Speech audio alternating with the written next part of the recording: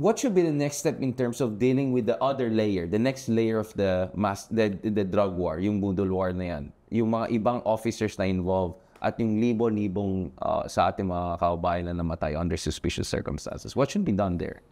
Ang na-mention mo nga yung security sector reform. Yeah.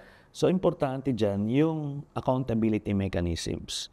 Hindi naman pwedeng yung let's say yung mga nagkalabit ng 6,000 na deaths during police operations.